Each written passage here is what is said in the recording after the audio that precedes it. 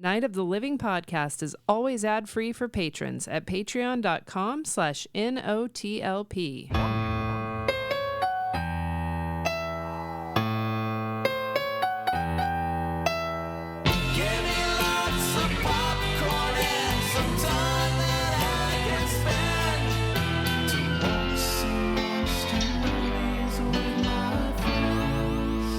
You do something for like 20 years, you think that you would have like ironed out all of the technical stuff, but Lord, we sure find ways.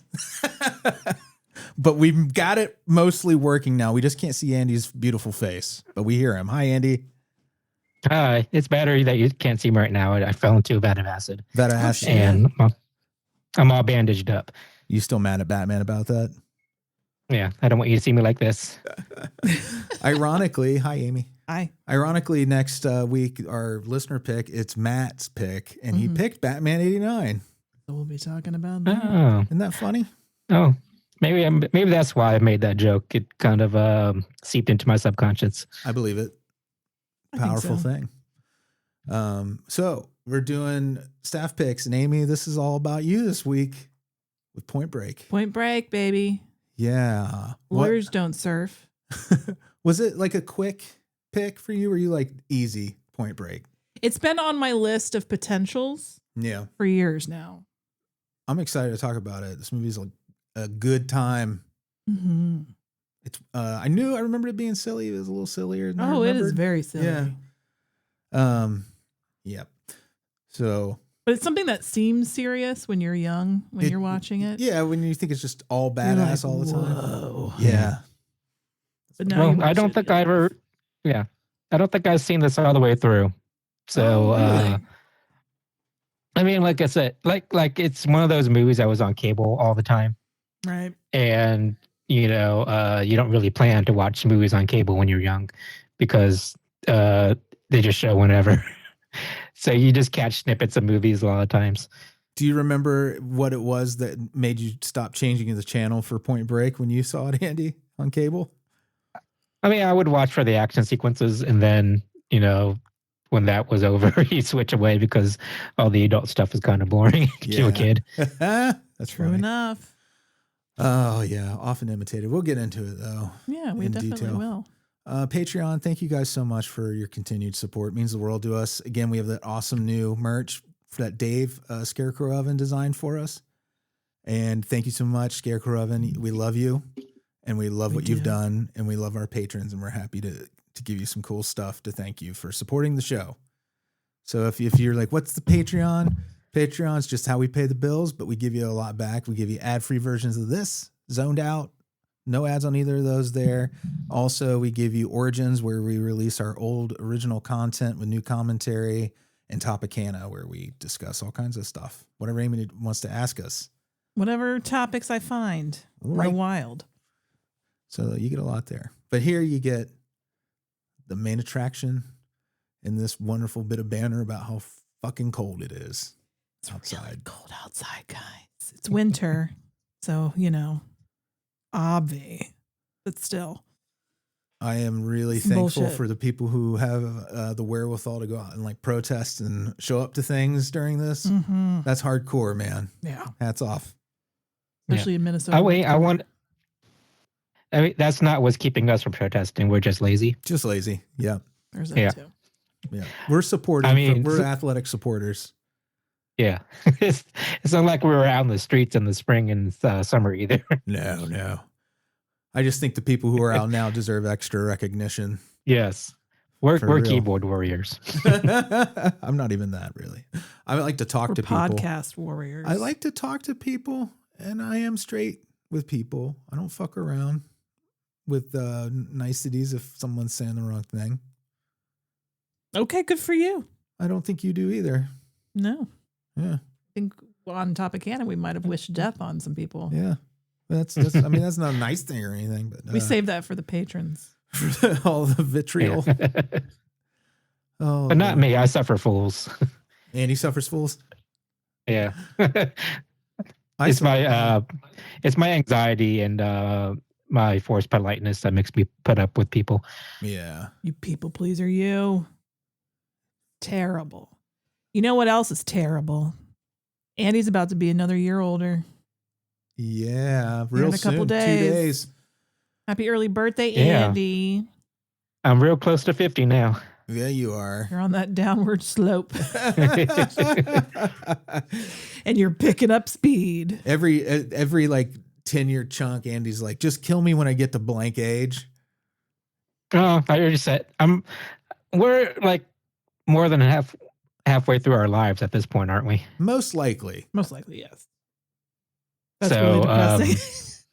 Yeah, it is what it is. I mean, in my mind, I already set in a date for myself at 70. I'm, kicking off this mortal coil. What if you're still like you're like fit as hell and you feel good? Are you're gonna be like, nah, still 70? Put yourself right into the fucking wood chipper. I'll cross that hill when I come to it, but as of now, I'm penciling in 70. One day at a time. Yeah. When I get to 70, I'll be like, I've seen enough. Bye. And they'll make you into Soylent Green. You'll do that in the next year. There'll be some really exclusive new kind of donut that comes out. You do love new. That's your thing. Let's cross our fingers that there's still a world to live in at that point. Not looking good. Yeah. Not looking good, but that's not fun. Birthdays are fun. Yeah. I'm happy for you. You are older than me. We're so happy you're 10 still with us, Andy. But thank you very much. I appreciate it. Well, I'm glad I'm here for now. Amy likes that you're older than her, she said. I always do. I give him so much shit just for being 10 days older than me. And I'm sorry I interrupted you before How when you dare were saying that. How dare you? Do you give people anybody that's older than you shit or just me? Most people, you have to be real close to me in age, otherwise it's being mean. Mm-hmm. So I have a coworker who's 11 days older than me, and I give her shit about that all the time. Kind of like how close enough. Chiz and I have the same birthday, so we'll text each other, "Hey, old man," on those days. Yeah, it's terms of endearment. Yeah. But now it's true because you guys are old men. We are getting old. We're not old men yet. I feel old some days, but then I have to tell myself, like, we went out Saturday night. Man, our lives have gotten really slow. We went out on Saturday night, and it was so great to be out. And we were welcoming our friend Ivar to Cincinnati, who just moved here. Yeah. Hi, Ivar, if you're listening. I'm going to turn him into a true Cincinnatian. We already talked about, the usuals. Your skyline. You got to root for the Bengals. You got to cry. Yeah. You sound like you're losing your voice. I'm sorry. You don't have to be sorry. I don't know why I said that. But what are the more subtle ways that you're turning into a Cincinnatian? The subtle things are when you start telling people where you went to high school. Yeah. Like it matters. Like it matters. Yeah. Mm. I think when you start figuring out the 70s, the 71s, the 74s, the 75s. Oh, yeah. Yes. That's the highway system. You start talking like that. When you start talking about numbered highways, that's also, I think that's a Californian thing too, that we can't claim that. They talk about highway numbers constantly. They have many highways, more than we have. They're just jibber jabbering. Yeah. If the Californians on SNL is to be believed. I think it is. I think that's actual. Yeah. Because driving is such a big part of your life here too, but not because the traffic's terrible necessarily, but because the roads are weird. Yeah. Once Ivar knows about the Norwood Lateral or the Cut in the Hill. Yeah. And then that's when we know he's a Cincinnatian. Right. Those are weird. We have so many weird roads. We have roads, there's two of them with the same name. And you're like, what? The God-forsaken map-making fuck. Yeah. It's like, do you call it Cross County or Von Reagan? Right. Or 126. I call it. Right. Yeah. I still say Ronald Reagan, even though he's a bastard. Yeah. Yeah, it's just what you're used to. Just like the 80s cafe. That's your daily dose of Cincinnati. Didn't know you needed it, did you? Whoa, Andy. Did you fall down, Andy? Oh, sorry. I'm dragging. My mic was farther from my face and I drag it, but I forgot how sensitive this mic is. It's sensitive like a nymph in the woods. You gotta be gentle with it. Keep it dewy. Yeah, it can't take a joke either. It's true. Keep it dewy. Keep it dewy. Gross.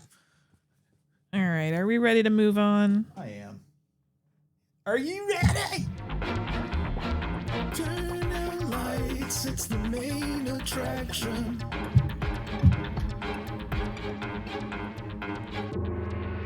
Hey, this week's main attraction is Amy's pick, Point Break.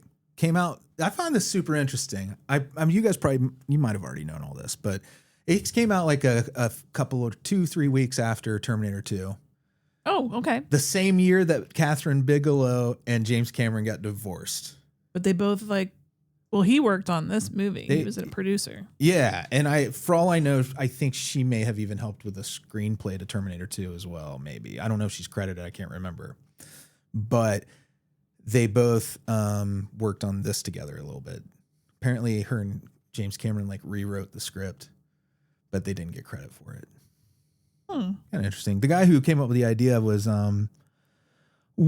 this feller named Rick King. And he was on vacation on a beach, and he saw guys surfing, and then he came up with a fantasy of what if they just rob banks so they could have fun all the time. But you mentioned that James Cameron and Catherine Bigelow may have rewritten the script. I feel that was mostly on Catherine Bigelow's part. Yeah. Because James Cameron's not a good scriptwriter. Well, the funny thing is the guys who are credited, Rick King and W. Peter Iliff, who actually wrote this, is credited as writing the screenplay. Whenever they talk about this movie, they give James Cameron a lot of credit for helping with the screenplay. Interesting. But the screenplay's kind of silly. We'll get into that, right? Yeah. It's kind of silly. So maybe Andy, you're right that it's his silly shit might be what we're seeing. I don't know. But the whole concept is silly. It is pretty silly. Nutty. Fourth feature directed by Catherine Bigelow. I'll give you all the technical shit as quick as I can. She did The Loveless, which was a drama. And then she did Near Dark and started doing more actiony stuff. And then did Blue Steel, which if you haven't seen is Jamie Lee Curtis as a cop. And it's cool as shit. That's what she did right before this. And that's how she ended up getting this job. But she was a painter. I didn't know this. And was kind of brought up right when she was young, right into Columbia University and San Francisco Art Institute, and was kind of taken under the wings of some big time people and nurtured. And look at what she does. She's amazing. First woman to win an Oscar for directing. Isn't that cool? That is really cool. For a movie I've never seen. The war movies never really. Yeah, war movies I tend to avoid just because they don't do anything for me. But congratulations to her. Wait, what did you War movies. Oh, war movies. I'm sorry, I misunderstood. I thought you said Bourne movies. I was like Jason Bourne? Oh, war movie. Yeah. Oh, The Hurt Locker is awesome. It focuses mostly on just the bomb squad element of it. So it's really not a really complex movie. It's just really exciting. But it's really good. Obviously. I don't put much weight in the Oscars, but still. They were only married for 2 years, her and James Cameron. So flash in the pan. Better creative gossip partners. This is Gossip Corner. You like it? I do.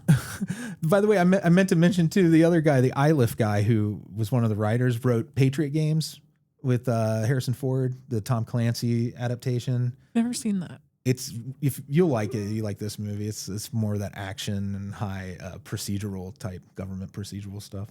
Procedural. Is that Get Off My Plane, or is that another movie? No, you're thinking of Air Force One. Oh, okay. Sorry. Yeah. This is a Jack Ryan movie. Okay. But he wrote Varsity Blues. But he also wrote and directed not a great episode of Tales from the Crypt from season 5 called Till Death Do We Part with John Stamos. I don't know if you guys remember that.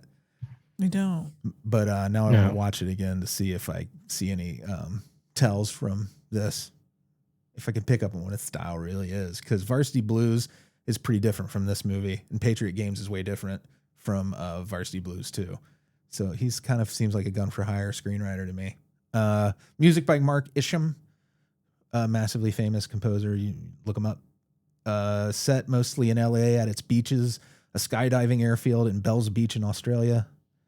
And there's a huge cast in this, but there's really the key players are Johnny Utah, that's Keanu Reeves. Angelo Pappas is Gary Busey. Tyler, the one who teaches Keanu to surf, is Lori Petty. Bodie, Patrick Swayze, the leader of the gang. Roach, James LaGrosse, Gromit, those are the other guys in the gang. Bojess Christopher is already a kind of a accomplished surfer when they're making this movie. Nathaniel was John Philbin, who was Chuck in Return of the Living Dead. And he's the kind of new wave nerd that is trying to hit. Oh, yeah. She's like, I never liked you, Chuck. That guy. But he was also in Strange Harvest. He was one of the people they interview in Strange Harvest, which we watched and loved. Yeah, that's a good one. Yeah. Lee Tergesen, who plays Rosie, he's best known as Tobias on that TV show Oz, the really super violent HBO prison show. But he was Terry in Wayne's World, the one who they picked. Oh, yeah. Yeah. Do you know what else he did? He was the sheriff in John's movie Cabin Girl. Oh, really? Yeah. So he has a Point Break connection. You are 1 degree away from Point Break now. Holy shit.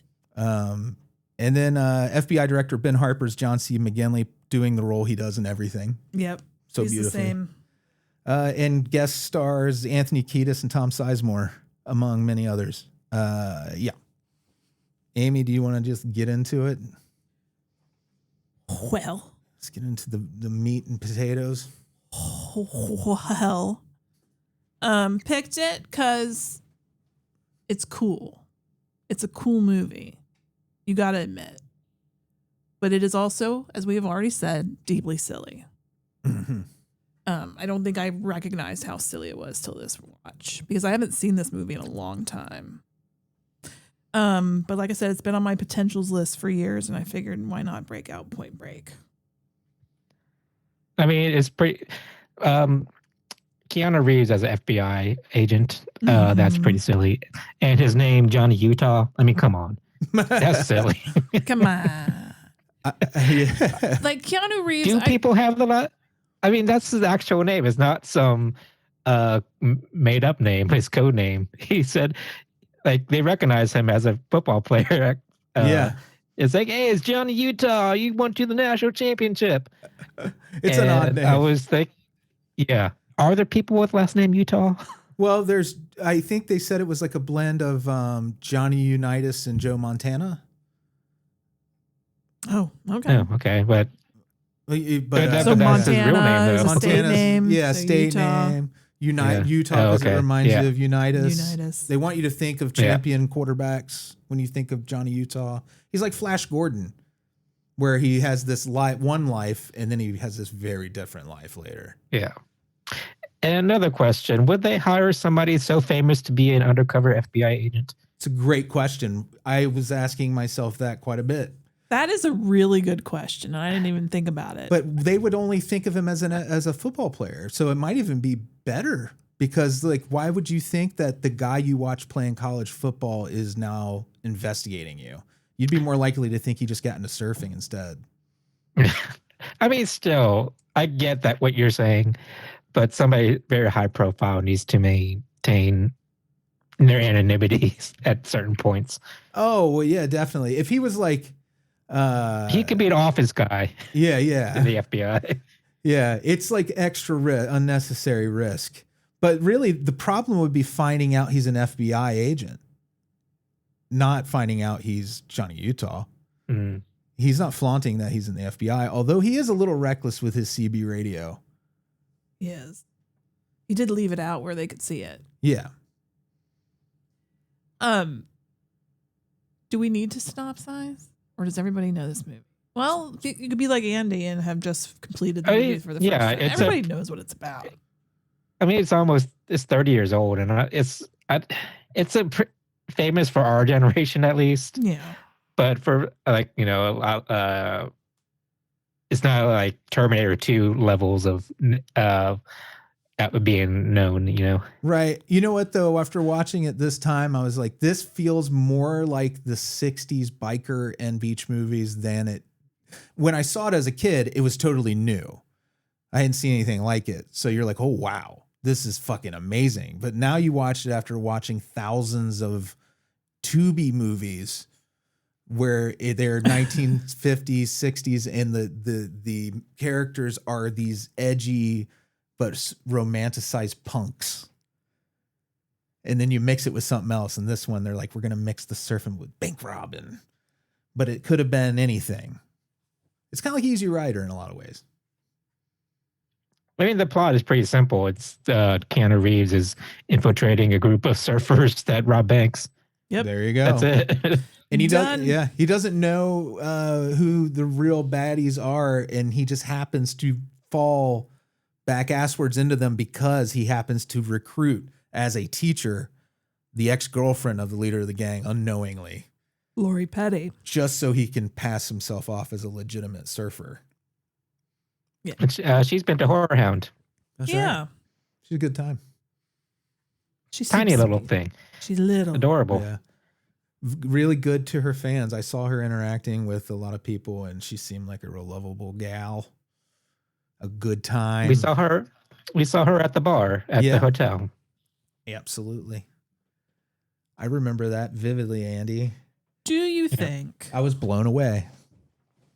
I was like, that's fucking Lori Petty. I said this to Freddy, and I'm going to say it here for all to hear. But Keanu Reeves is not a good actor. Let me explain.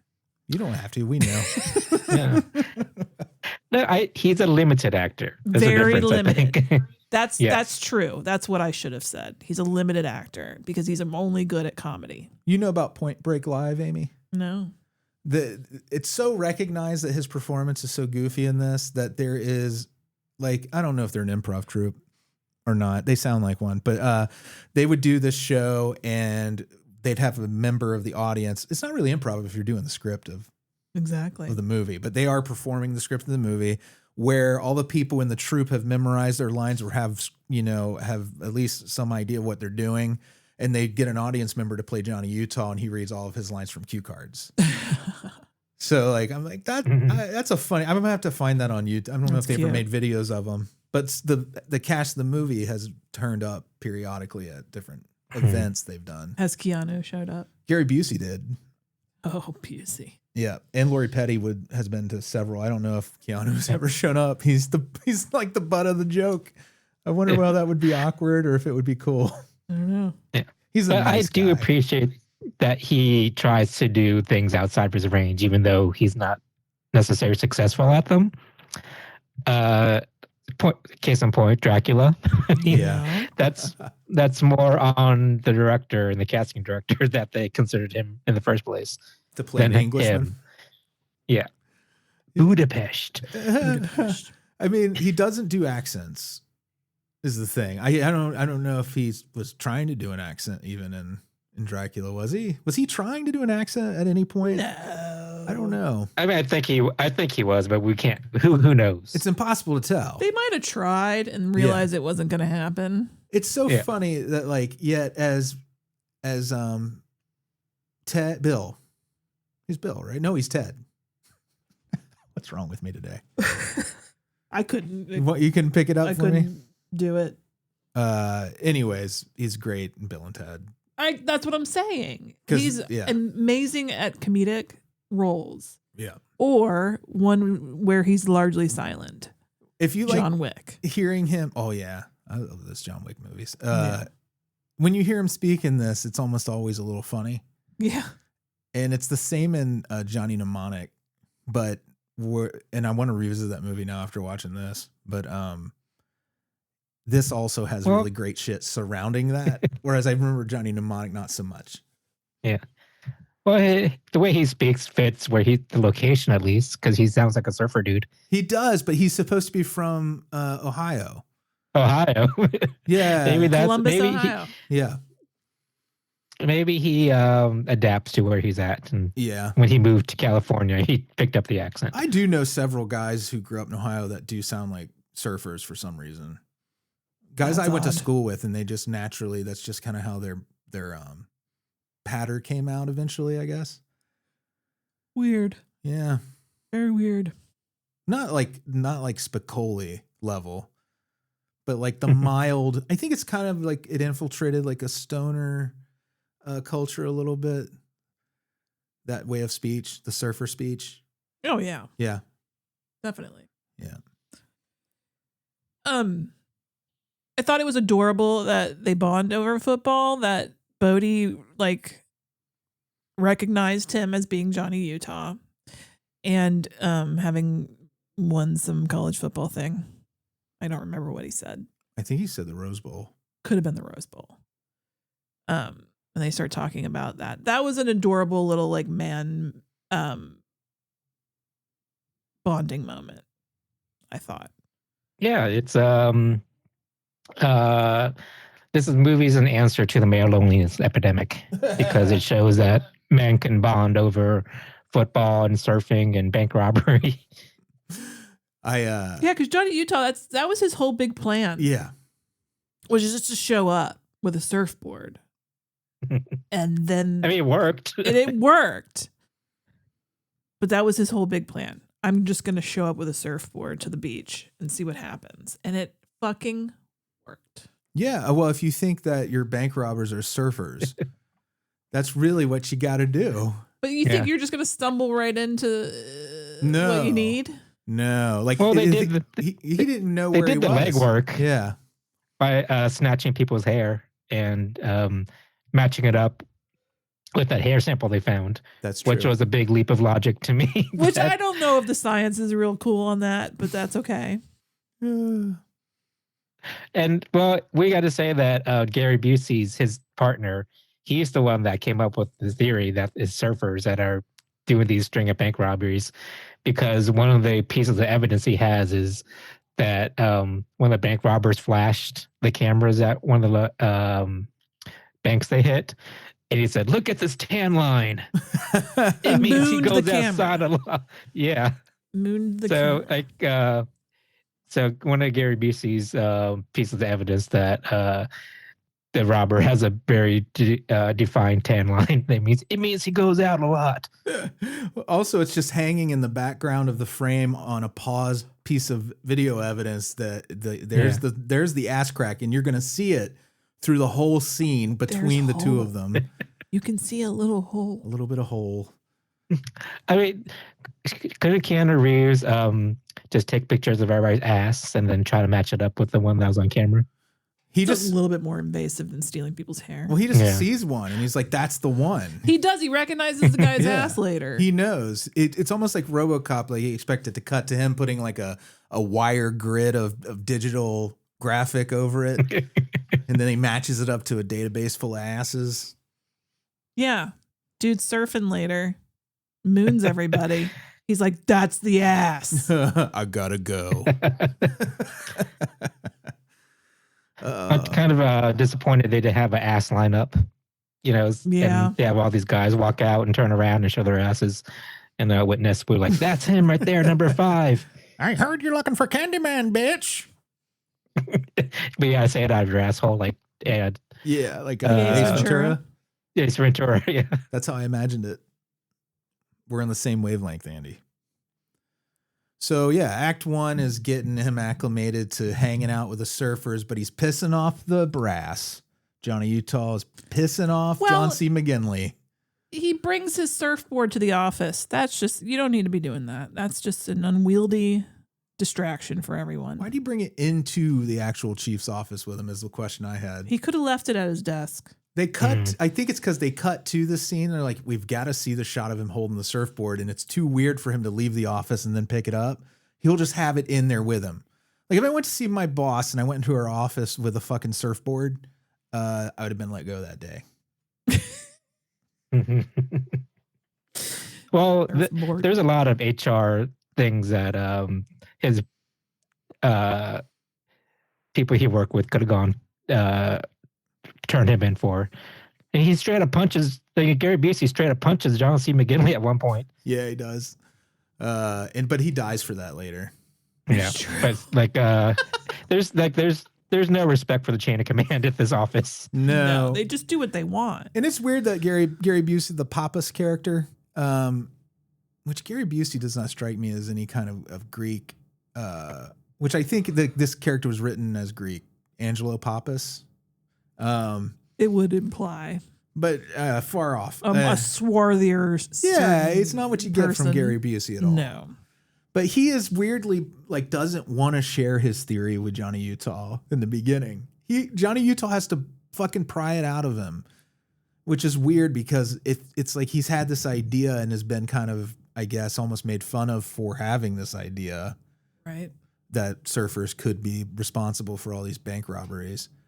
So that's one of the weird moments for me in this is that. Well, another weird thing is that the only reason that they're robbing banks is to fund their surfer lifestyle so they can chase waves across the world, right? Right. It's not like they're involved in drugs or anything, right? No. They just want to surf, Guns. which is kind of like wholesome, but at the same time, they're robbing people and terrorizing them. With loaded weapons, yeah. Yeah. They're running guns. I mean, for themselves. They're not really running guns. To fund their lifestyle. They're needing guns. Exactly. I mean, you're not wrong, Andy, but they're not good guys. They're not supposed to be. They're not good. In the end, they die for somebody who leaves them behind. They're a more romantic version of the Anthony Kiedis version of the gang. Right. The Anthony Kiedis version of the gang is the gross, real, sleazy, strung out version of like loser, typical, a lot of stereotypical like loser characters living together in a flop house. But then you're getting like the glam version is Bodie, but he's really the same. Yeah. He just is into Eastern philosophy. But speaking of Anthony Kiedis and the gross gang that you said, that raid scene I thought was really cool. Oh, so good. Do you know about the pogo cam thing she did? Like this, like back then cameras were much bigger, but this is like an 18-pound camera that they put on like way I understand is on some sort of pogo stick system. Really? Yeah. I have to look up pictures of it because I can't visualize in my mind. I read about it. And they're like, it was a kind of steady cam they were using to get those moments where they switched to first person. You notice they did that a few times where they switched to first person for different characters. So you were seeing the scene through that person's eyes. And one of them, some of it's the raid stuff and some of it's like the house party stuff. Right. Yeah. But that shit's like, that's the sort of thing. Like when you watch The Hurt Locker, you see the evolution of how she is as a director, how she puts you in to a situation. Oh, the action scenes were directed beautifully. I have no complaints there. Yeah. Yeah, I love the raid scene where you think there's a dance of distress that's taking a shower, but she really holds her own in that gang. She sure does. Whilst butt naked. Yep. Kicks ass. That actress and Keanu Reeves must have had an awkward day. Or a really funny day. Or a very funny day. But yeah. I like to think of the day they had with the fake dog. That Bodie threw at Utah? Yeah. The chase scene. Well, they were like, I read how they did that scene too, is they had the dog and they rehearsed with the dog over and over again. The dog getting tossed like a foot away into someone else's arms and they had padding everywhere so nobody could get hurt. And then they switched to the fake dog for him to kick it. Which it was very realistic though. It was a moment. Yeah, it was a wild moment because it happened so quick that you're like, did he really kick a dog? Good news is he did not. And it was a fun experience for everybody, apparently. I'm sure. The dog had a great day. Yeah. But that chase scene with the dog throwing, I thought was just, again, so well done. I love it when chase scenes where they run through people's houses and stuff like that. Like Predator 2. Yeah. Like Ferris Bueller. Or Ferris Bueller. Yeah. That lawnmower scene that was part of the chase I was sweating a little. When he was pushing his face into the lawnmower blades. Oh no, that was the part of the raid scene. That was the raid on Anthony Kiedis' house, right?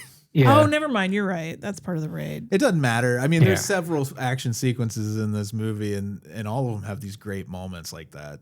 Yeah. But I was holding my breath at that point, Amy. It was like, wow, he was really close to those blades. Yeah. I'm sure it was just probably like a brush or something that they put in. Yeah. But it looked real. It looked really real. Yeah. He was blowing his hair back and everything. What about the two dickhead FBI agents? You always have to have them. The rival assholes. That's a classic. It really is. Do you feel like happened to to Scully and Mulder on the X-Files. Beverly Hills Cop. Yeah. Before Beverly Hills Cop, I feel like, I feel like it's older than that, right? I'm going to have to look that up, that trope. I'm sure. I love the other guys movie where they parody that. Yeah. But here's the thing, as an adult, I realize that sometimes the assholes are the ones that are right. Because imagine you're dealing with Gary Busey and Keanu Reeves as FBI agents, and you're going by the book and doing everything you're supposed to, and these guys are just so reckless. You know what would bother me the most is just having to share cubicle space with the two of them, with the amount of noise and distractions involved. Fucking surfboards in the office. Everywhere. The way Gary Busey dresses loud enough that would be distracting. It's just everything about it is just a hassle. Yeah. They're a hassle to have around. Yeah. They also, Johnny Utah doesn't really want to be there. That's not what his passion is. Something else. And Gary Busey's eating all the time, getting like food stains on your papers. Although that meatball hoagie looked fucking killer, didn't it? He wanted two of them. He did. Jesus Christ! Do you want to die soon? Yeah, well, he did. Well, okay, he knew it was coming. Well, that's why he had 2 meatballs. That's why you bring up the meatball sub, because I made a note about that. He sends Keanu Reeves to order him 2 meatball sandwiches, and Keanu Reeves orders 2 meatball sandwiches, a tuna on wheat, and 2 lemonades, and the price was $7.84. Jesus, for all that food. Christ. In California, this is L.A. Yeah, but it's 1991. But then I was thinking, wait, is that expensive for that time period? No, I did the math, and today's money is $18.66, which is still a really good deal for that amount of for food. 3 sandwiches and 2 lemonades. Say what? You better get out of town. I could go for 3 sandwiches and 2 lemonades. Andy, I had my first meatball sub. Ever? Meatball hoagie. Yes, I did. Oh, what a where'd you get it just from? The other day. I got it from La Rosa's. What'd you think? I liked it. I thought it would be messier and more like unwieldy to deal with, and that's why I never ordered it. It's just right. It's just right. Mm-hmm. Now I want one of those. I'm so suggestible. You can't have one. It is weird though that the week that you try a meatball hoagie for the first time, and then there's meatball sub in the movie. Oh my god! It's like when you buy a blue car and you see blue cars everywhere. Can you believe this happened? Yeah, it must mean. I prefer a hoagie. I prefer a hoagie to meatball subs though. I think they're easier to eat, and the bread to meat ratio is more appropriate for me. Okay. What's the difference between a meatball hoagie and a meatball sub? Isn't it the bread? It's just the bread, I guess. No, I'm talking about the meat itself, the hoagie. I like the patty as opposed to the balls. Oh, you like the patty. You like the patty as opposed to the balls. The balls are different kinds of meat, though. They put spaghetti sauce on a meatball hoagie, and they put pizza sauce on a steak hoagie. Can you tell we're a little hungry? I can't tell the difference between the pizza sauce and the spaghetti sauce. Yeah. I feel like the spaghetti sauce is a little thinner. Oh, this is fascinating. So back to Point Break. Gary Busey's character would love this conversation. He would be into it. We were talking about the dickhead FBI agents. We're good there. They were being dicks. But, like, we agree that they're having to deal with some shitty coworkers. Okay. Gotcha.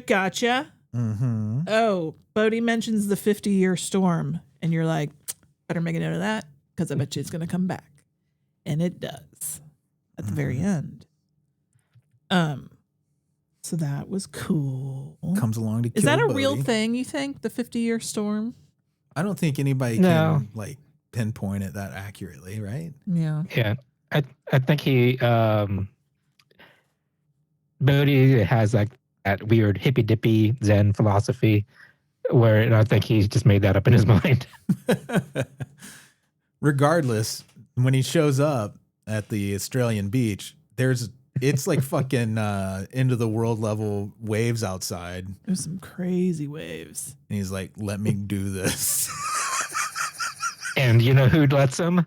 Keanu Reeves. It doesn't, fucking he dies. Might as well, I guess.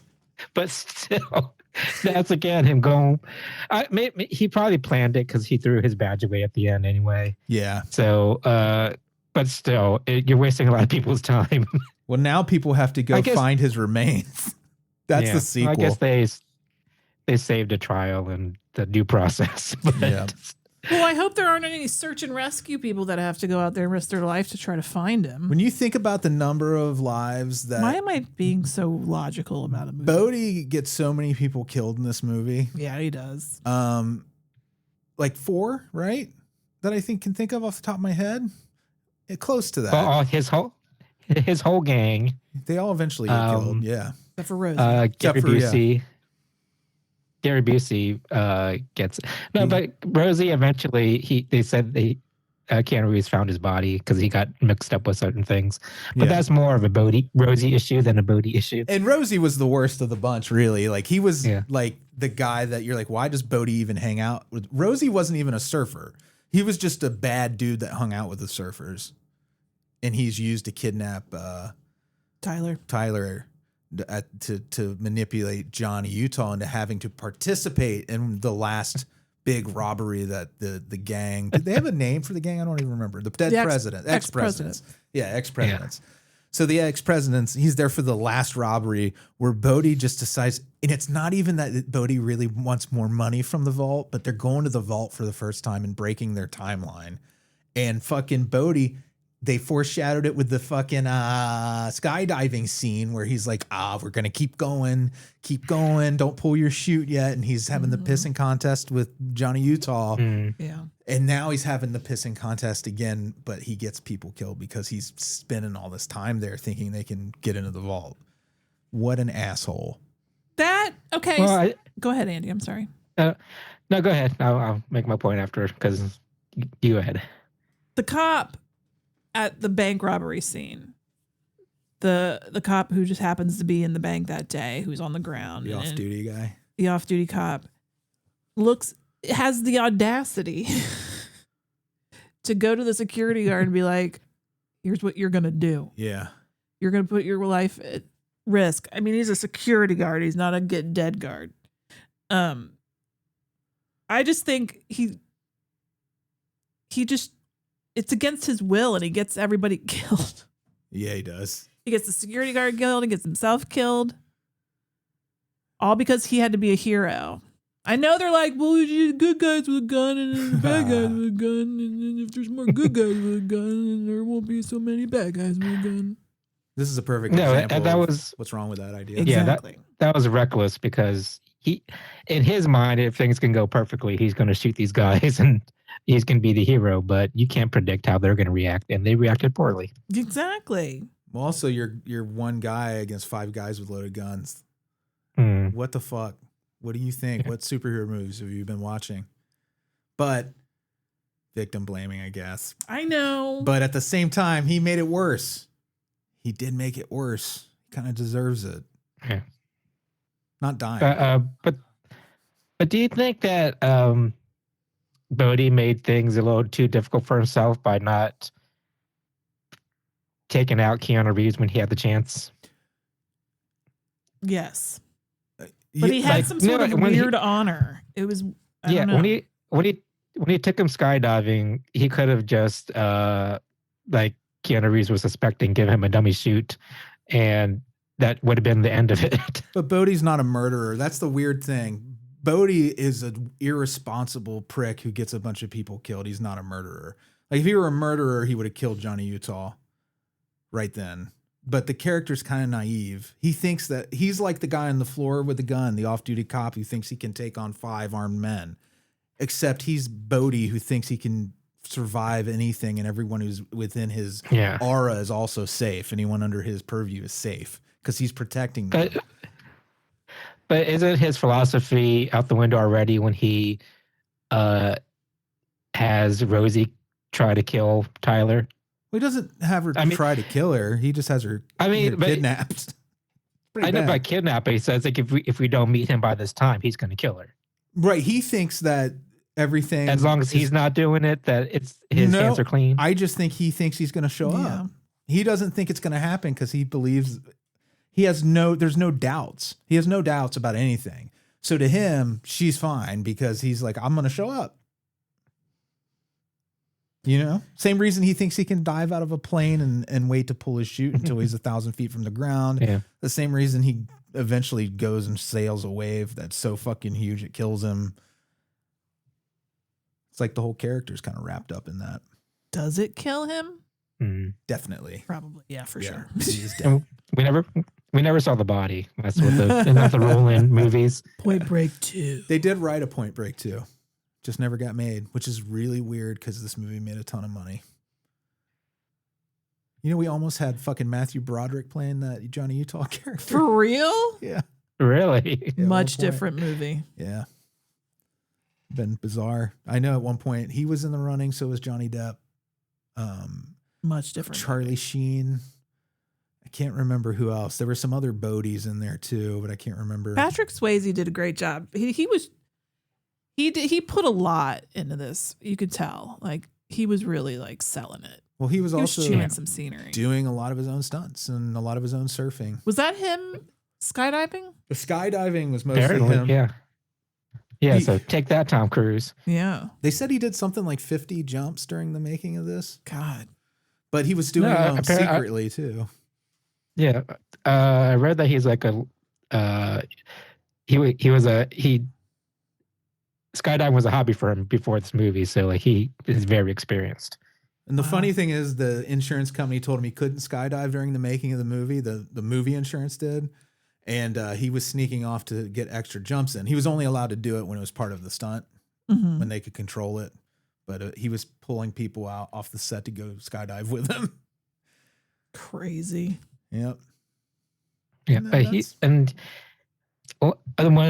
Patrick Swayze and Keanu Reeves have scenes together, Keanu Reeves' weaknesses as an actor are really shown because like Patrick Swayze kind of just blows him out of the water. Oh, he's so into his character. He's so connected to every moment. Yeah. Yeah. Did he give you like Matthew McConaughey vibes? Like as a person, Bodie? Yeah. Except I don't think. All right. I don't think Matthew McConaughey is going to put our lives in danger. No. But otherwise, yes. I guess not. Anybody ever see the remake that came out a few years back? No, didn't know they made one. It's been 10 years already. 11. It came out in 2015. No way. Yeah. It's the guy who did that. Who's in it? Nobody you know. The guy who directed it was the guy who did the photography on Fast and the Furious and Invincible. He directed Invincible. Do you remember that movie about the Eagles player? Anyways, I never saw it, or I did see it. Yeah, it's a good movie. I saw that. Fast and the Furious has been rumored to be a ripoff of this movie, is why I brought it up, which is weird because he did the remake, but he was the DP on the original. And Fast and Furious DP. Was. They said the thing was Fast and the Furious was they switched out surfing for street racing and banks for armored trucks. And otherwise, they just took the original idea of the movie and plugged other characters in here and there. Interesting. And remade it as Fast and Furious. Yeah. That's the rumor. It sounds true. I can sort of see that. Yeah. Oh, but did you guys notice the Roadhouse Easter egg they slipped in? Yeah. Yes. Just the dialogue part. Was there more than the line? Yeah, no, that's it. But I thought it was really cute. What was the line again? Patrick's Roadhouse or something? Yeah. Keanu Reeves is going through all the places that they've tracked that he goes to. Like he goes to this place, he goes to this place, and he goes to Patrick's Roadhouse. It's like, oh, that was so cute that they slipped in the Roadhouse Easter egg in there. Me and Amy watched Roadhouse last year, I think. Maybe. The original Roadhouse. I mean, we definitely watched it. Maybe it was last year. Yeah. I feel like that character and this character are really similar. Yeah. In a lot of ways. Just this idea of this guy wandering around. Nomad You mean Patrick style. Swayze's characters? Yeah. It's like same thing with Dirty Dancing. His characters, his name's Johnny, by the way. Actually. Yeah. Wouldn't it be great if all three of these movies are in the same little universe? Like, because I mean, it would mean that he's ageless because there's like 20 years that between Dirty Dancing and you would have to put him at Roadhouse chronologically before this movie since he's gonna die at the end of this movie. So he's frozen in cryostasis after Dirty Dancing. Okay. And they thaw him out. And he wanders the country. And he got a job as a bouncer, and then became a surfer robber. Yep. Pain don't hurt. Pain don't hurt. Yeah. Anything else you need to say about Point Break? No. Other than that, I win staff picks this month. Pretty damn good. Okay. I know. There's no contest, and we all had good picks. I know. I'm kidding. Looking forward to Batman. We all came down except for Andy, in a similar era. Yeah. I'm glad, Andy, you picked something a little newer. Otherwise, we all look like fuddy-duddies. Because I'm not a sheep. Yeah. You picked something that's only 20 years old. We pick things that are 30 years old plus. All right. Well, I'm going to move us along then and ask you, what you been watching? Ooh. Did I startle you, that Freddy Morris? Yeah. Did I get you, Andy? A little different kind of... What you been watching? Ooh, no, don't do that. You don't like it? Yeah. That's a horrible sound. Really, it's just so sharp and shrill. Oh, my God. Or am I? You should be. So what have you been watching? Since I didn't want to vary my tone at all. I watched New Order, which is also known as Nuevo Orden, Mexican movie that was recommended to me by our buddy Randy Katzen. Have you seen this, Andy? Yeah. It's really good. It's on Tubi. I don't know if it's pronounced Michael or Michelle Franco directed and wrote it, but it's about like the working class, even the servant class, like housekeepers and people who are working in that industry, turning against the wealthy in this almost like it's like dystopian. Like they're organized enough of a uprising that like the symbol of it is they're slinging green paint on stuff, and the movie is just a nail biter of. It's just super violent. I'd recommend it. It's disturbing and it's scary, and it also could be very prophetic.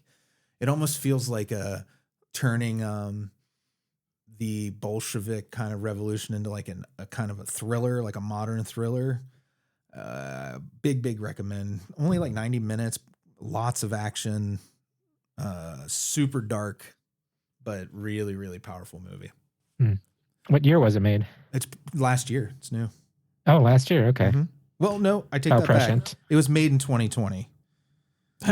Still. For some reason. Still prescient. Yeah, the first time I pulled it up. I don't know if it maybe was, acquired by somebody last year. But, yeah. It doesn't feel like dated even 5 years. It feels brand new. Eat the rich. It's scary. So I assume it's subtitled or... Yeah. Okay. Yeah, subtitled. If you watched, what was the one that Alex Garland did, where Jesse Plemons was like the, oh god damn it, Civil War? Oh, yeah, Civil War. Civil War. If you liked Civil War, this is a very similar kind of movie to that. All right. Pairs up well. New Order? New Order.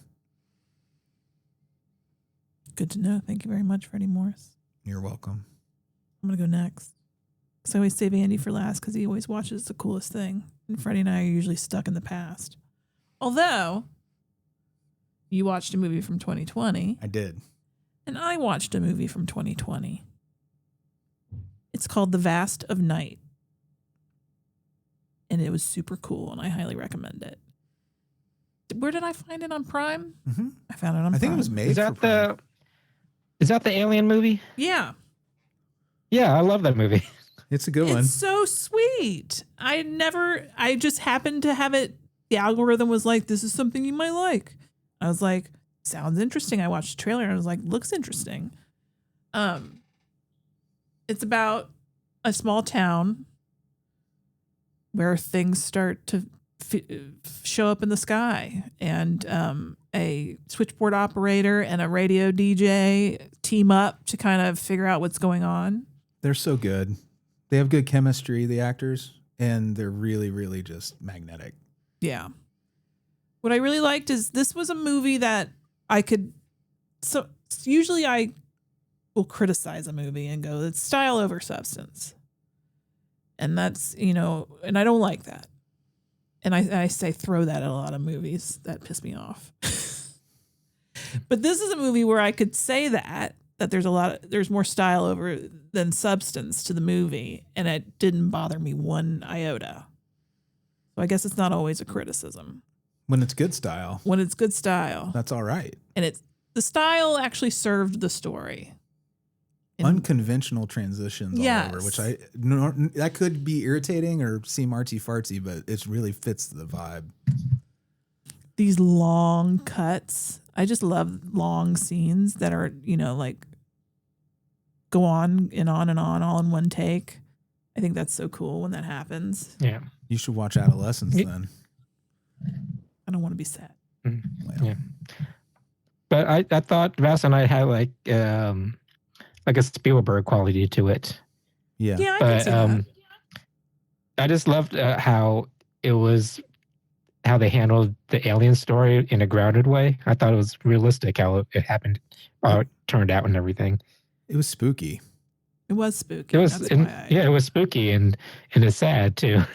I love the small town, where I love first off the setup that he's teaching her how to interview people and to be a reporter and to use her new recorder. And he's a young guy too, so it's kind of cute that he's taking her under his wing, but he does seem to kind of know what he's doing, even though he's maybe only like a year older than her. So that was neat to watch. That be the setup that she needs to talk to these people and interview people, and it kind of becomes a movie. Was this a podcast first? Do you know? That's an excellent question. I could see it being a really good audio. I'll find out for you. Fiction sort of podcast thing. Because it has a quality it's different. It's almost play-like, but not really. So I could see it being like an audio drama. Andrew Patterson wrote and directed? I don't know. Anything beyond that? That's who did it. Okay. Now I'm trying to figure out if it was a podcast before, so you guys just do your thing. All right. Well, that's all I had to say about the Vast. So I'm going to throw it to Andy, and Andy, now you got to wow us. Okay. Wow. Guess what I just watched? Woo! Well, I watched The Bone Temple, which is the sequel to 28 Years Later. I didn't even know that was already out. Yeah. A direct sequel. And it's really, really good. It's like 28 years later does a really good job of setting up the story. And this one goes in a different direction. It focuses on a different character than you think. This time, Ray Fiennes' character is mostly the focus. And his performance is just really good. They're so good. You never really seen him do something like this. Don't want to spoil anything, obviously, because it just came out. But it's one of those the zombie movies where it's like, it's not the zombies or the monsters, it's the people. It's one of those, which is kind of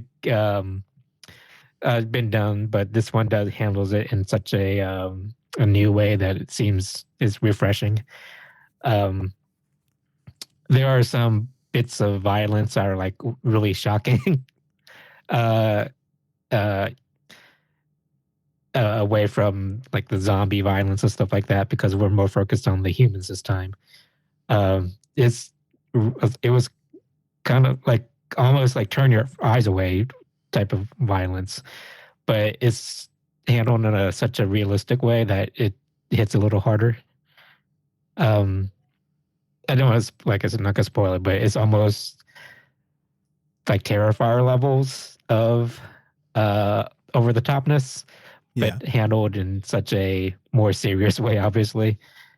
But yeah, the characters are really interesting because we follow this gang that we meet at the end of 28 Years Later, and normally, like when you see like these roving gangs of people in like post-apocalyptic zombie worlds, they're violent because they are fighting for resources.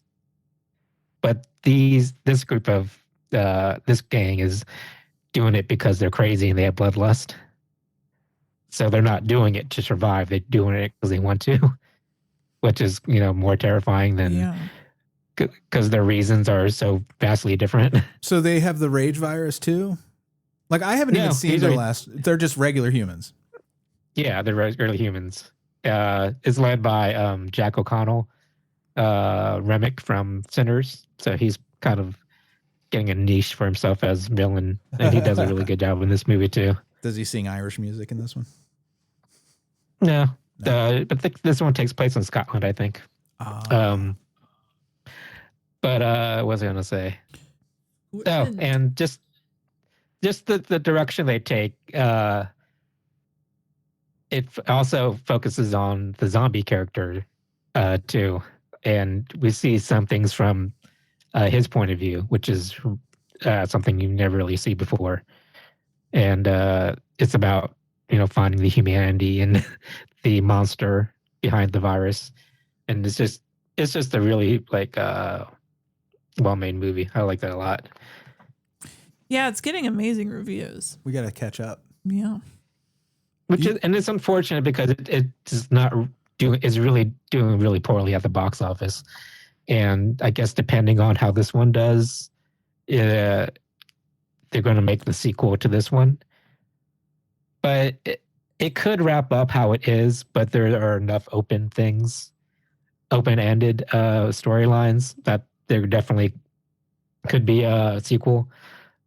And hopefully the producers go ahead and make it, because I want to see how this wraps up. Yeah. It's a shame when that happens, when you get dragged along with a story and they're like, psych, the money's gone. Hopefully that won't happen. I feel like this is going to have a long life on video because people are already, like, the fans love it. The ones who are already big fans of the 28 series seem to all really like it.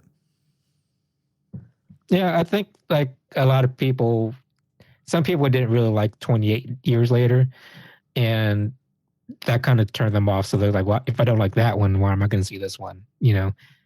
But just please go see it. And at the end, there's this one sequence in this movie that's kind of just mind blowing. It's like one of the coolest things you're going to ever see in a horror movie. Oh yeah. Ooh. So I'll just leave it at that. Titillating. Yeah. So please go see Bone Temple, so we can get the wrap up to this 28 weeks, so-and-so days or whatever. Yes. Yeah. So-and-so's movie world. Yeah. All right. Thanks, Andy. Thanks for seeing new shit. Yeah. At the end of every show, we always say hi to our Beelzebubs. So I'm going to do that right now. You ready? Good. Oh, yeah. Patreon.com/NOTLP if you want to become one. Matt, Branan and Emily, Dr. Brian, Old Dirty Bill Stirred, Bill Fahrner, Blayne Yogurt, Jordache Jeans, Monica, Ernest, Dave, and Shayna Bobena. Thank you, guys. Oh, thank you, guys. Thank you so much. Have a wonderful day. Bye. All right. Bye.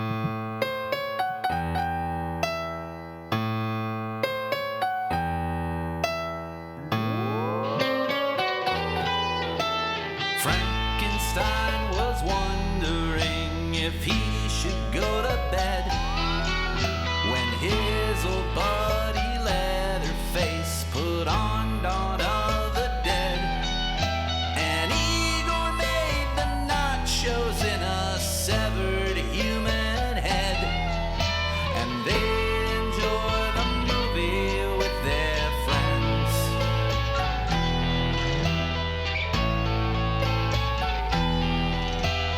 David Kessler walks the streets of London